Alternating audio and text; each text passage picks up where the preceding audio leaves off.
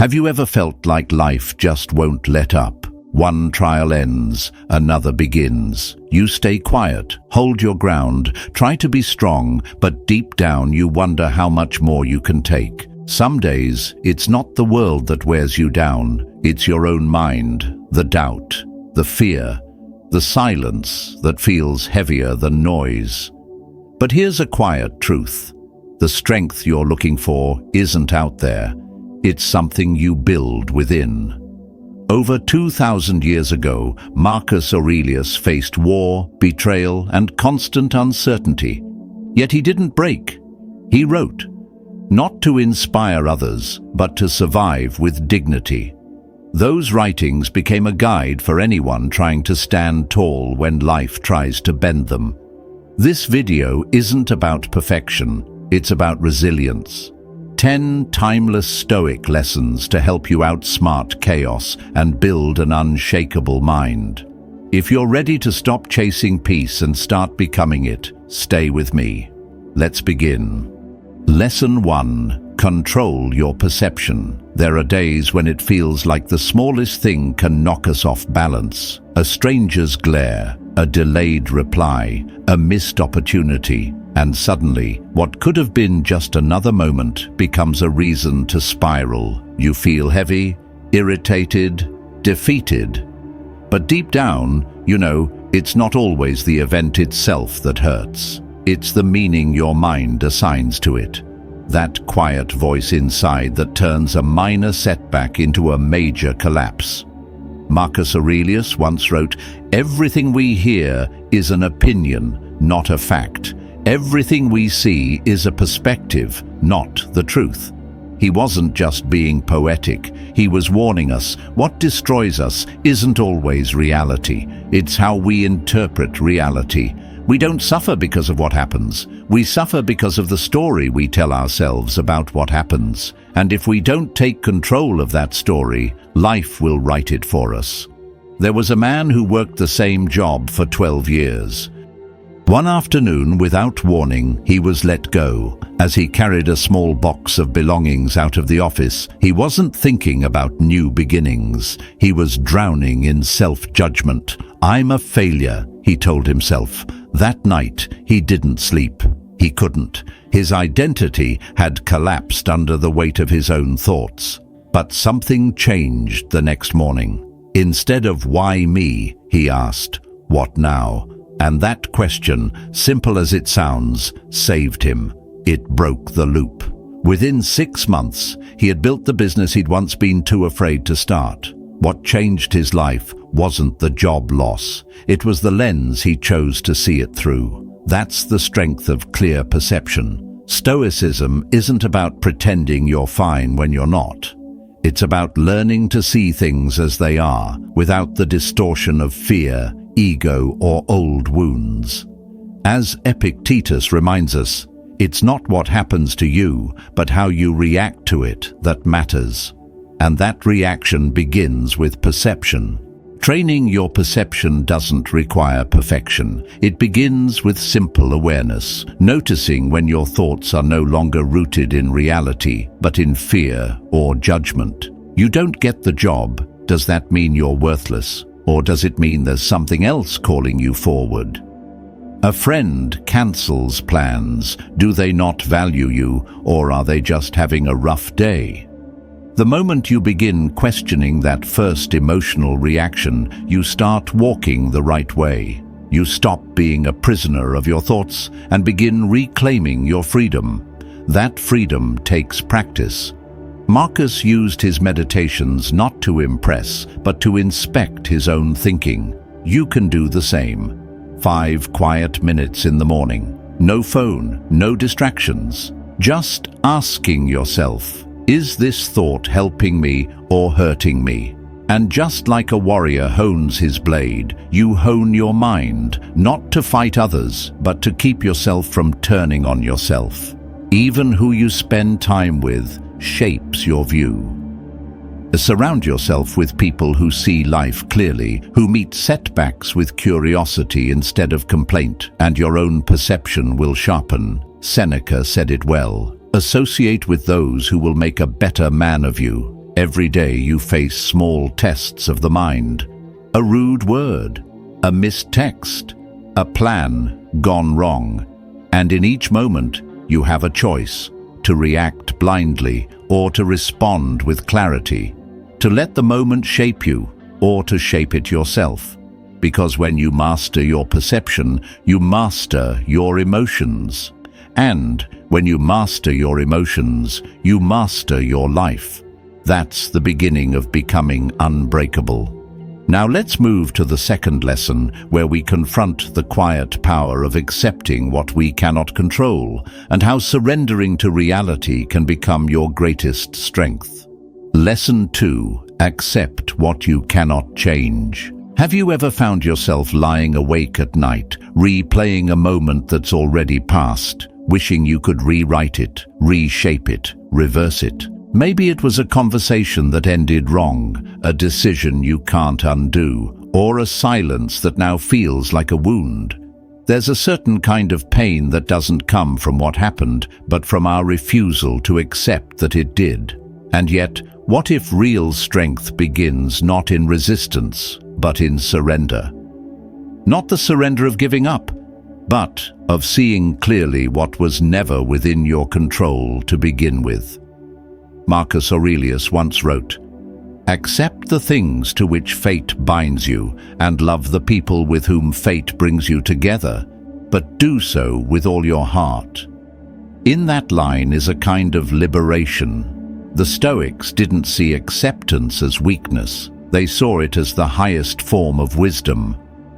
To them, the universe was not something to bend to your will, but something to move within, gracefully, honestly, and without illusion. What belongs to you is your reason, your choices, your integrity. Everything else, time, fortune, death, the actions of others, was never yours to govern. And the moment you realize that, you begin walking the right way. There was a woman named Claire. For years, she cared for her father as his health declined.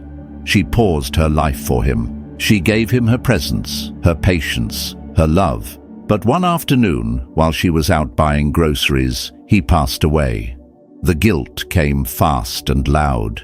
If only I'd been there, she told herself. For weeks, she carried that guilt like armor, heavy, suffocating, unrelenting, until one evening she opened Meditations and found the line, "You have power over your mind, not outside events. Realize this, and you will find strength." And in that still moment, something cracked open. She realized she couldn't trade places with time, but she had already given him everything that mattered. Her presence, her care, her love. The rest was never hers to control. That clarity didn't erase her grief, but it freed her from the weight of guilt. This is the quiet power of acceptance. It's not passivity, it's precision. It's the disciplined warrior choosing where to place their energy. Life will always contain things that break your plans: illness, loss, betrayal, the chaos of other people's choices. But Stoicism teaches us that while we can't control the storm, we can become the kind of person the storm cannot move. Start simply. Ask yourself each day, is this mine to carry? That argument from last week, that email you're still waiting for, that person who left without closure. If the answer is no, if it lies beyond your will, let it fall away. Not with resentment, but with respect for your own inner peace. As Epictetus said, make the best use of what is in your power and take the rest as it happens. Even this practice, letting go, is a form of strength training. Like watching a tide roll in and out, you begin to see that control is not power. Presence is. When we stop clinging to outcomes, we begin to move with life, not against it. That's not detachment, it's wisdom. It's how the right way looks when you've outgrown the need to control everything. Stillness helps. Just 10 minutes a day, sitting with your thoughts, watching them come and go like clouds. When a thought clings, regret, worry, shame, don't chase it. Observe it, name it, let it pass. In time, you'll feel your center return. You'll become less shaken, more solid, like a mountain in the wind. And here's what you'll find. The moment you stop fighting what you cannot change, you start becoming someone unshakable, someone free, because the energy you used to waste resisting life is now yours to build with, to act with, to live fully. Let this be your reminder. Acceptance is not the end, it's where the true path begins. Now, let's turn to something even more elusive, the ability to live fully in the present moment, where your real power is waiting. Lesson 3. Focus on the present moment. Have you ever reached the end of the day and realized you weren't really there for most of it? Your hands went through the motions, but your mind was somewhere else, trapped in a memory you couldn't change, or spiraling into a future that hasn't happened yet. It's a strange kind of absence, isn't it? You were alive, but not truly living. In a world designed to pull your attention in every direction, presence has become rare, and yet it holds the key to peace, clarity, and power. Marcus Aurelius, writing in the middle of war, grief, and betrayal, still came back to one essential command. Do not dwell in the past. Do not dream of the future. Concentrate the mind on the present moment. This wasn't just poetic wisdom, it was survival. Because the present is the only place you have influence, the only moment you can shape with intention, the only ground where your thoughts, choices, and character take root. There's a story about a man named Jonah. Years ago, he lost a deal that could have changed his life. And ever since, he lived in that moment. He relived it every morning, questioned every word he had spoken, and at night, he worried whether his current work would fail too. His mind was torn between regret and fear, never touching the ground beneath his feet. One afternoon, his daughter asked him to sit with her, to build a Lego castle. Just 10 minutes. At first, he hesitated, but for once, he stayed. And for those 10 minutes, he wasn't lost in the past or anxious about the future. He was there, with her, with the bricks, with the quiet joy of being present. And he said later, it was the most peace he'd felt in years. That's what the right way feels like. Not escape, not denial, but rootedness. A decision to meet life where it's actually happening. Because when you live in the present, your energy stops bleeding into things you can't touch.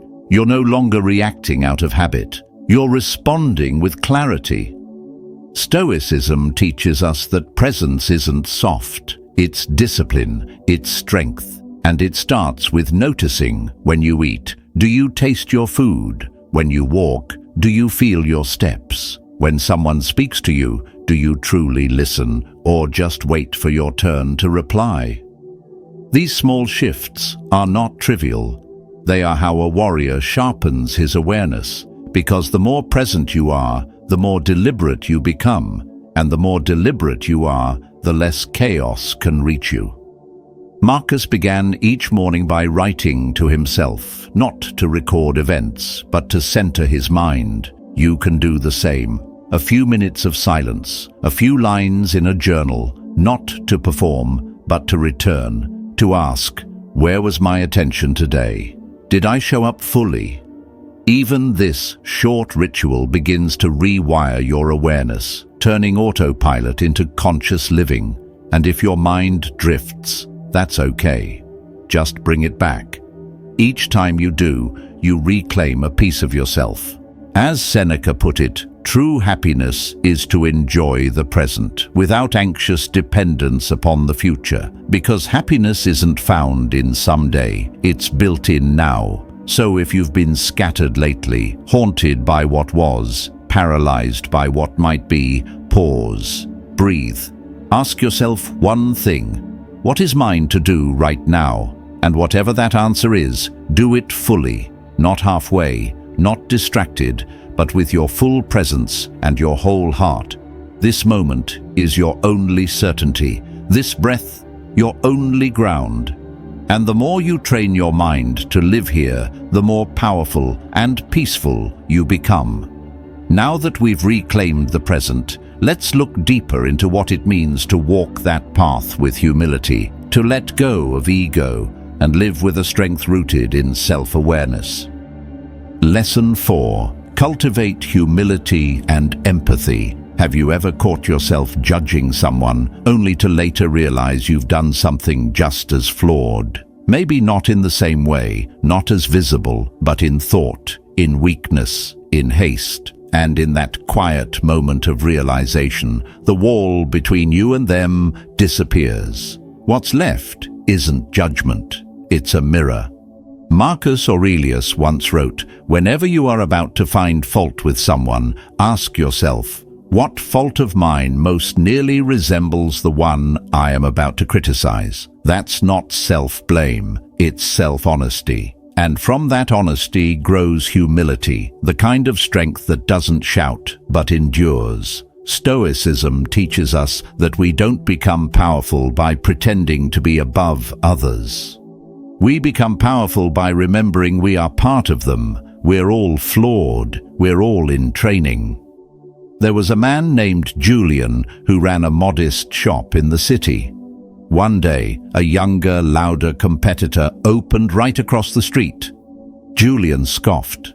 "They're copying me. They won't last." But weeks later, he overheard the young man speaking to a customer. He had been homeless. The shop was his second chance. In that moment, Julian's pride dissolved. He crossed the street, not to confront, but to shake the man's hand. And in that small gesture, he reclaimed something deeper than dominance, his humanity. Humility lets us listen more than we speak. It invites growth by reminding us we don't know everything and never will. Seneca wrote, "While we teach, we learn, even from our critics, even from those we once looked down on." Pair humility with empathy, and you form a mindset that cannot be easily shaken. Empathy doesn't mean you agree. It doesn't mean you condone. It simply means you're willing to understand. Epictetus reminded us, "We have 2 ears and 1 mouth, so that we can listen twice as much as we speak." And sometimes, listening is more healing than advice. There was a young nurse, let's call her Lena, who worked the night shift at a crowded hospital. One patient cursed at her every night. Others avoided him, but Lena stayed. One night, she asked about his story. He had lost his wife. His children had stopped calling. The anger wasn't personal. It was pain. By listening, Lena didn't just care for a patient. She reached a human soul hiding beneath grief. And when he left, he thanked her, not for her treatments, but for her presence. That's the right way. Quiet, grounded, open. The way of the warrior who knows that true strength doesn't come from dominance, but from restraint, humility, and a willingness to understand. So ask yourself often, am I listening? Am I judging? Or am I learning? In that space between ego and understanding is where character is formed. And from that character, we move next into something just as grounding. The quiet power of gratitude, the anchor that steadies the mind when the world begins to shake. Lesson 5. Practice gratitude. Have you ever had one of those days where everything feels heavy, where nothing seems to go right, and yet, for one fleeting moment, something still made you stop? A warm ray of sunlight cutting through the clouds, a silent nod from someone who understood, a simple cup of coffee before the world began to stir. That small moment didn't fix everything, but it reminded you that not all was lost. That in the midst of the storm, there is still something to hold on to. That is the quiet, powerful gift of gratitude. Marcus Aurelius, surrounded by war, sickness, and betrayal, still found reason to write. When you arise in the morning, think of what a precious privilege it is to be alive, to breathe, to think, to enjoy, to love. He wasn't offering feel-good fluff. He was reminding himself daily that life itself, this breath, this chance, is sacred. To ignore it, to chase only what's missing, is to miss the very point of living. Gratitude in Stoic philosophy isn't about ignoring pain. It's about refusing to let pain consume the whole picture.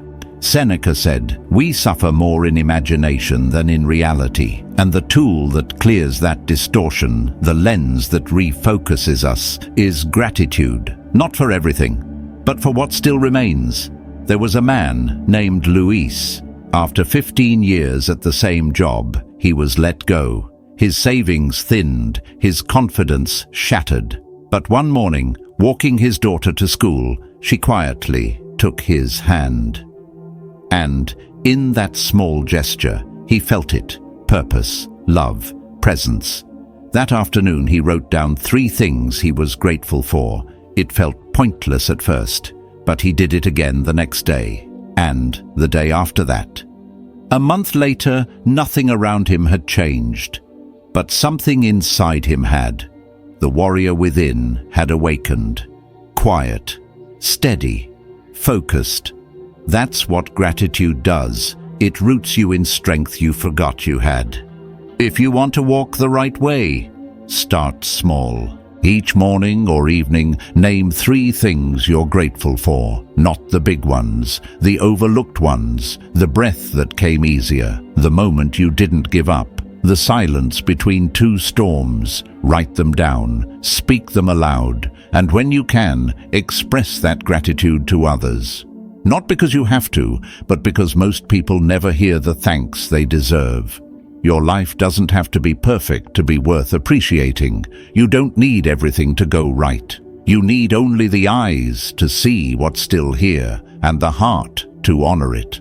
If this resonates with you, take a moment and type 1 word you're grateful for in the comments. Just 1. And if something in you feels aligned with this message, consider subscribing.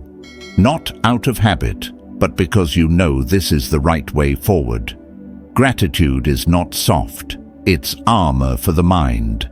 And next, we'll explore how to forge that armor even stronger by learning how to transform adversity into fuel for resilience. Lesson 6. Embrace adversity as an opportunity for growth. Have you ever stood in the aftermath of something you never saw coming, a betrayal, a loss, a collapse, and thought, "I don't know how to come back from this"? The plans you trusted fell apart. The people you counted on disappeared, and suddenly life asked you a question you weren't ready to answer. Most freeze, some break. But the few who rise not by avoiding adversity, but by walking into it with eyes open. Marcus Aurelius understood this better than most. He wrote, "The impediment to action advances action. What stands in the way becomes the way." That wasn't poetic optimism, it was strategy. To the Stoic, adversity isn't an interruption of the path. It is the path. And the one who walks it willingly becomes something more than just a survivor. They become a warrior, not one who seeks battle, but one who refuses to be broken by it. There was a woman named Elise. She spent years building a non-profit, heart and soul poured into its mission. Then one day, her largest donor vanished. Half her team gone overnight. Most told her to shut it down. For a time, she nearly did. But one morning, rereading Marcus, she came across a line. "The mind adapts and converts to its own purposes the obstacle to our acting." That day, she stopped seeing the loss as a wall and began seeing it as a door. She rebuilt from the ground up. 2 years later, her organization was leaner, clearer, and more impactful than ever. She didn't succeed despite the adversity, she succeeded through it. Adversity will always knock. The question is whether you meet it with despair or discipline. Epictetus said, "Difficulties are things that show a person who they are. When things fall apart, the layers of comfort fall with them, and what's left is your core. That's your training ground. That's where the shape of your character is carved. Reframing is your first tool. The words you speak in crisis become the story you live. This is too much becomes this is where I grow. Why is this happening? Becomes what is this teaching me? The shift isn't just linguistic, it's spiritual, it's directional. It points you toward the right way, not the easy road, but the road that shapes who you're becoming. And remember, you don't have to do this alone. One honest conversation, one grounded voice, one reminder that this pain isn't the end, it's the forge. That can be enough. So the next time life hits hard, don't just ask for it to stop. Ask to be made strong enough to carry it. And know this, what's trying to break you is also trying to build you. Let it. Now, let's go deeper into the compass that holds us steady in the storm. That voice inside called reason, and why following it is the key to inner freedom. Lesson 7. Be guided by reason. Have you ever looked back at something you said or didn't say and felt that quiet sting of regret, not because the result was bad, but because deep down you knew you weren't thinking clearly? Maybe you were angry, maybe scared, maybe your pride spoke louder than your mind. And afterward, the question lingers, what if I had paused? What if I had thought it through? Marcus Aurelius once wrote, "The happiness of your life depends upon the quality of your thoughts." He wasn't talking about positive thinking, he was talking about disciplined thinking, the kind that holds steady when emotion rushes in, the kind that doesn't react to fear or rage, but responds with clarity. That is reason. And reason, to a Stoic, is the compass that turns chaos into direction. It's not the loudest voice in the room. It's the calmest one in your chest. Evan was a quiet teacher. He kept to himself, worked hard, built a reputation for integrity. Then one day, a false accusation shattered that calm. His first instinct was fire, rage, to burn every bridge, defend himself publicly. But something held him back. That night, still shaking, he opened Meditations. If you are pained by any external thing, Marcus wrote, it's not this thing that disturbs you, but your judgment of it. Those words disarmed him. He didn't erase the pain, but he didn't obey it either. He took a breath, called someone he trusted, listened, waited. When the truth came out, he had not just survived the moment, he had proven to himself that he was not ruled by it. That's what it means to be led by reason. Seneca reminded us, "He who is brave is free." And there is a kind of bravery that doesn't yell, it waits, it weighs, it walks the right way even when no one sees it. That's the warrior's mind, not in the battlefield, but in the space between reaction and response. Reason needs space to breathe. So when your mind spins, start with your breath. 5 slow inhales, a quiet walk, a pause before the reply. That space is power. And in that space, you can ask the questions that reset everything. What am I assuming? What do I know for sure? What matters most here? This is how a scattered moment becomes a grounded choice. So, when life stirs up your emotions, remember, you don't have to silence them. Just don't let them steer. Let reason take the wheel. And from there, let's move towards something even deeper. The stillness that holds you together when everything else is falling apart. Lesson 8. Cultivate inner peace. Have you ever found yourself in the middle of chaos, horns blaring, people shouting, phones buzzing, and yet noticed someone sitting still, calm, untouched by the storm? You wonder how they do it, how they remain composed while everything else is unraveling. It's not magic, it's not luck, It's mastery.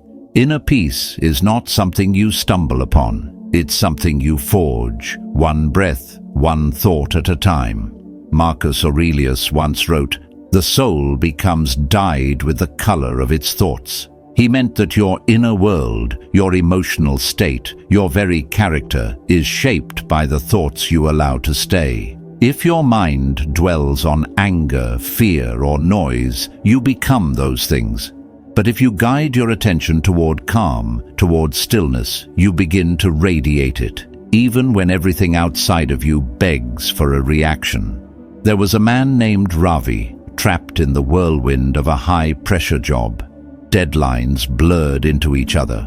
Emails brought more panic than purpose. Over time, the anxiety crept in before the day even started. One morning, instead of reaching for his phone, he sat down in silence, just 10 minutes. The thoughts didn't stop, but he didn't chase them. He just sat.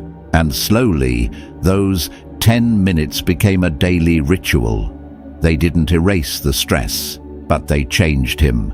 He no longer let the world dictate his internal weather. He became the anchor instead of the driftwood. That's what peace looks like. Not avoidance, but strength. Not indifference, but steadiness. And the truth is, anyone can build it. If you begin with attention, notice your inner voice. Is it frantic or calm, critical or kind? You don't need to silence it, just slow it down. Choose your thoughts as carefully as you choose your words. That is the right way, a way carved not by control over the world, but by command over your own mind. Even the simplest actions matter. A walk without distractions. A conversation without rushing. A breath taken fully. These aren't luxuries, they are disciplines, acts of remembrance. They remind you who you are beneath the noise. Gratitude also anchors peace, not as decoration, but as clarity. When everything feels wrong, return to what's right, your breath, your body, the fact that you're still here. Even in difficulty, something endures. That is what the warrior of the mind clings to, not fantasy, but foundation. So next time the world spins too fast, don't try to slow it down. Just stop. Breathe. Recenter. Let the storm rage on, but let it rage around you, not within you. Now, having learned to hold your ground in stillness, it's time to explore how letting go, true conscious detachment, can become your path to liberation. Lesson 9. Practice detachment. Have you ever given your whole heart to an outcome, pinned your worth on a relationship, a goal, a perfect scenario, only to watch it slip through your fingers and feel like you lost everything? That ache, the one that lingers long after the event has passed, doesn't just come from what was lost. It comes from how tightly you held on. That's the quiet cost of attachment. It chains your peace to something you never truly controlled. Marcus Aurelius once wrote, "Attach yourself to what is spiritually superior, regardless of what other people think or do." His words don't point toward cold indifference, but toward a wiser direction, a life where your worth is rooted not in what happens to you, but in how you respond to it. When you release your grip on outcomes, you don't stop caring. You simply stop being consumed. That's the right way, and it's a freedom few ever taste. Mia was one of those people who always did everything right.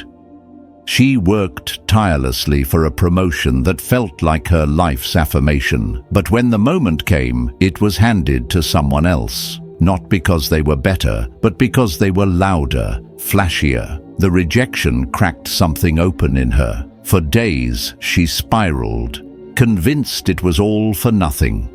Until one night, she opened a dusty notebook and found a quote she had once copied from Epictetus. "Don't seek for things to happen the way you want them to. Rather, wish that what happens, happen the way it does." She didn't understand it the first time she read it, but now it landed differently. That night, she let go, not out of resignation, but from the realization that peace doesn't come from getting what you want. It comes from meeting life where it is. A month later, she took a new role on a quieter team. It lacked prestige, but gave her purpose, and purpose never needs a spotlight.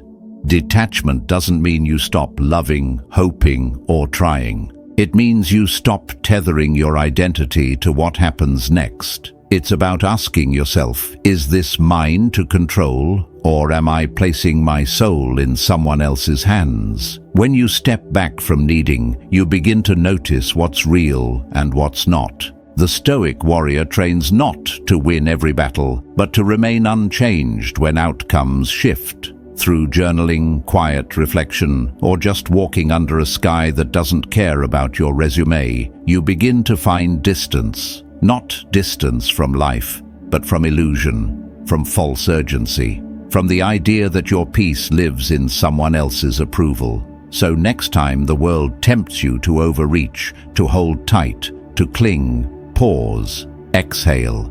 Remind yourself, I can care without control. I can show up fully and still let go, because detachment isn't a retreat. It's the courage to live lightly. And now that you've loosened your grip on what you can't command, it's time to explore the one thing you can, your momentum, your capacity to keep moving forward, even when everything else says stop. Lesson 10. Keep moving forward. There are days when your spirit feels heavy, when even getting out of bed feels like lifting a mountain. You look at your life and wonder if you've fallen too far behind, if you've missed some invisible train that everyone else seems to be on. In those moments, the silence is loud, and the question whispers, should I even keep going? Marcus Aurelius once wrote, "Do not indulge in dreams of having what you have not, but reckon up the chief of the blessings you do possess." It's not just a call to gratitude, it's a reminder that the path forward begins where your feet already are. When you stop chasing what's far ahead and start acknowledging what's still in your hands, movement becomes possible again. Raphael once felt this truth in his bones. A failed business, a broken relationship, he lost what felt like everything. For weeks, he withdrew. Until one morning, he scribbled 3 words, "I'm still here." That small affirmation didn't solve anything, but it stirred something. The next day, he walked 10 minutes. Then he cleaned one corner of his room. Then he sent one email. It wasn't dramatic, but it was real. Momentum doesn't arrive, it's created. This is the essence of Stoic perseverance. Not fire and noise, but quiet repetition. Not perfection, but presence. The discipline to take the next right step, even when the future is fogged. To keep walking the right way, not because it's easy, but because turning back isn't an option anymore. When you commit to movement aligned with your values, you don't need to wait for motivation. Discipline takes over, clarity returns, and even when doubt creeps in, the warrior within reminds you, this is not where I stop. So if today feels like too much, don't aim for the summit. Just take the next step.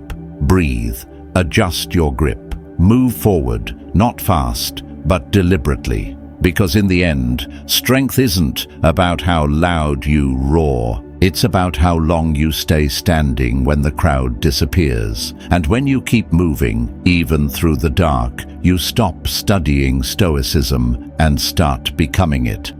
And if you're on a journey to build an unbreakable mind, consider subscribing so you never walk this path alone.